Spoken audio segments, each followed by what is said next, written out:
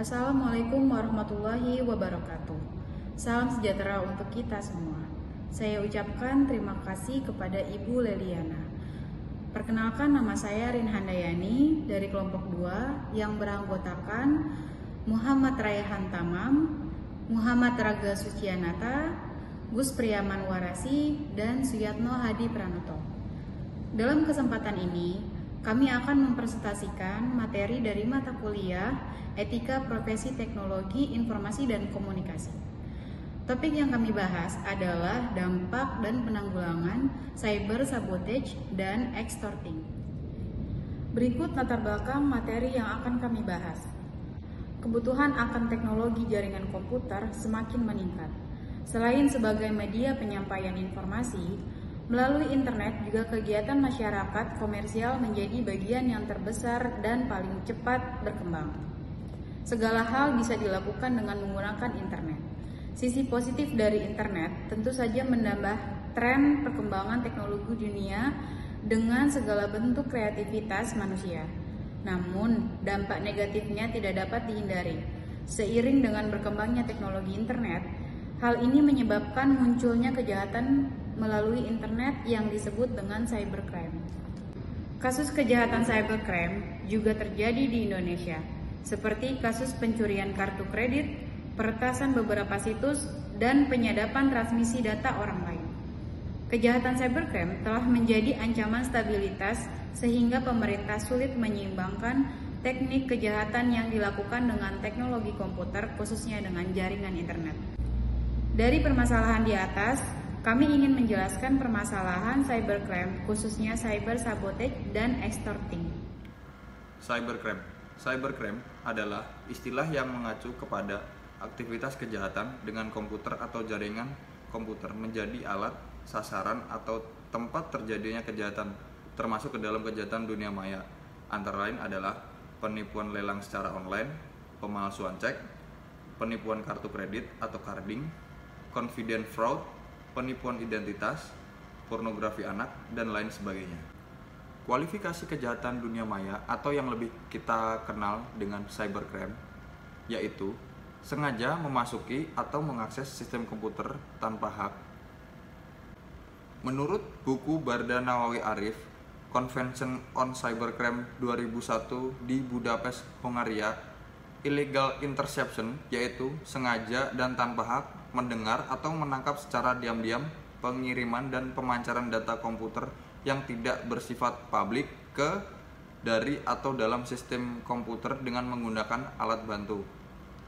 Data interference yaitu sengaja dan tanpa hak melakukan perusakan, penghapusan, perubahan atau penghapusan data komputer. Sistem interference yaitu sengaja melakukan gangguan atau rintangan serius tanpa hak terhadap berfungsinya sistem komputer. Misuse of device, penyalahgunaan perlengkapan komputer termasuk program komputer, password komputer, kode masuk atau access code. Computer related forgery, pemalsuan dengan sengaja tanpa hak memasukkan, mengubah, menghapus data autentik menjadi tidak autentik dengan maksud digunakan sebagai data autentik. Computer related fraud, penipuan dengan sengaja dan tanpa hak menyebabkan hilangnya barang kekayaan orang lain dengan cara memasukkan, mengubah, menghapus data komputer atau dengan mengganggu berfungsinya komputer atau sistem komputer dengan tujuan memperoleh keuntungan ekonomi bagi dirinya sendiri atau orang lain. Content related offense, delik-delik yang berhubungan dengan pornografi anak atau child pornography. Offense related to infringement of copyright and related right, delik-delik yang terkait dengan pelanggaran hak cipta. Cyber law adalah aspek hukum yang ruang lingkupnya meliputi setiap aspek yang berhubungan dengan orang perorangan atau subjek hukum yang menggunakan dan memanfaatkan teknologi internet yang dimulai pada saat online dan memasuki dunia maya. Cyber law sendiri merupakan istilah yang berasal dari cyberspace law. Kegiatan cyber ini, meskipun virtual atau dunia maya, dapat dikategorikan sebagai tindakan perbuatan hukum yang nyata. Kegiatan cyber virtual berdampak sangat nyata meskipun alat buktinya bersifat elektronik. Dengan demikian, pelakunya harus dikualifikasikan pula dengan sebagai orang yang telah melakukan perbuatan hukum secara nyata. Oke, sekarang masuk di apa itu cyber sabotage and extortion. Cyber sabotage and extortion adalah kejahatan yang dilakukan dengan membuat gangguan, perusakan atau penghancuran terhadap suatu data, program komputer atau sistem jaringan komputer yang terhubung dengan internet. Cyber sabotage and extortion dilakukan dengan cara mengganggu, merusak, atau memusnahkan data, program komputer, atau sistem jaringan komputer yang terhubung dengan internet.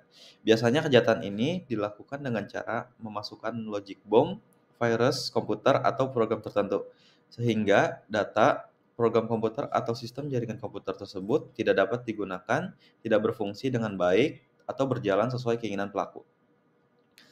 Contoh kasus cyber sabotage and extortion, belakangan ini banyak bermunculan antivirus palsu yang bisa berbahaya jika terinstal di komputer.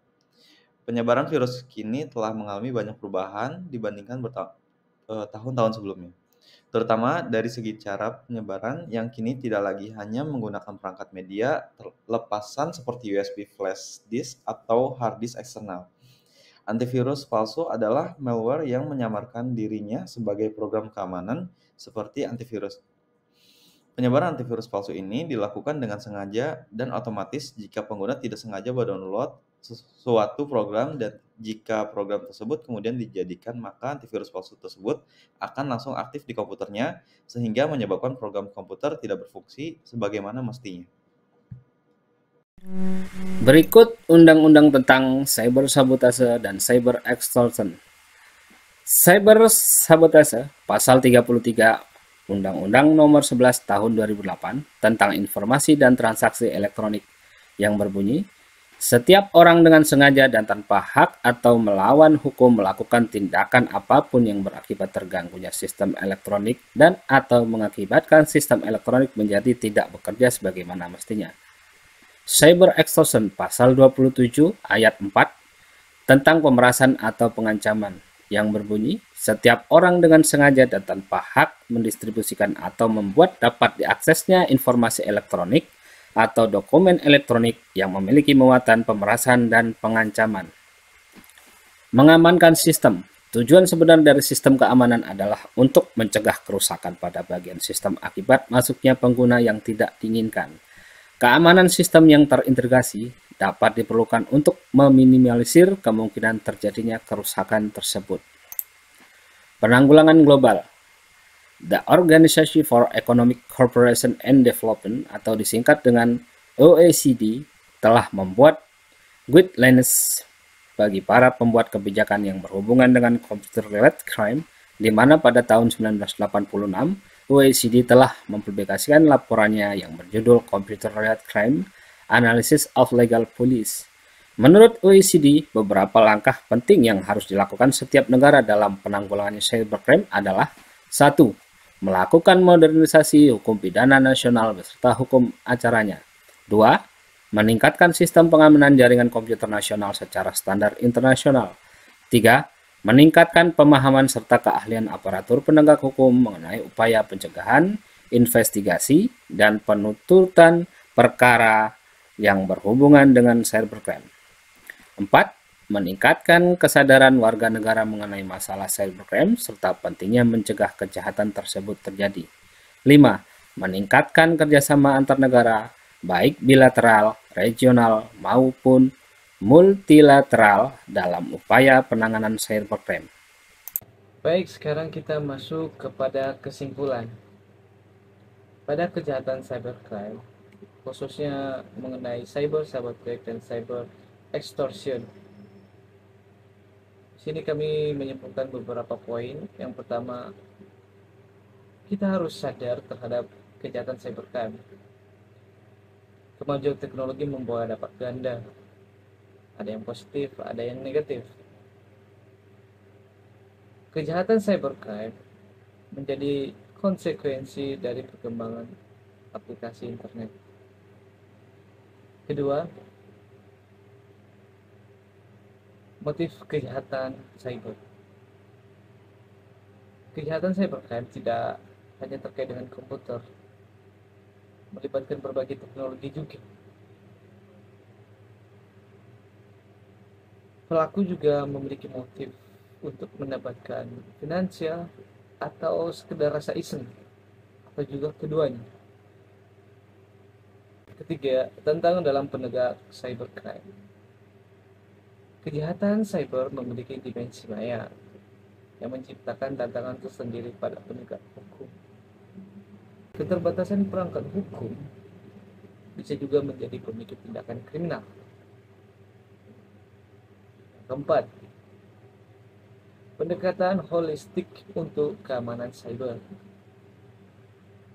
Kita sebagai user perlu upaya pendidikan, penegakan hukum, inovasi teknologi, kesadaran risiko dan konsekuensi kejahatan cyber harus diingatkan kepada setiap kita pengguna komputer atau teknologi. Kemudian kita masuk kepada saran. Di sini kami memiliki beberapa saran untuk mengatasi kejahatan cybercrime, terutama pada cyber sabotage, cyber extortion, yaitu segera membuat regulasi yang berkaitan dengan cyber law pada umumnya dan cybercrime pada khususnya. Kejahatan ini merupakan global crime, maka perlu mempertimbangkan draft internasional yang berkaitan dengan cybercrime. Ketiga, melakukan perjanjian ekstradisi dengan negara lain. Keempat, mempertimbangkan penerapan alat bukti elektronik dan hukum pembuktiannya. Kelima, harus adanya aturan khusus mengenai cybercrime, khususnya pada cyber sabotage dan cyber extortion. Baik, demikianlah presentasi kami pada kesempatan kali ini. Akhir kata saya ucapkan terima kasih.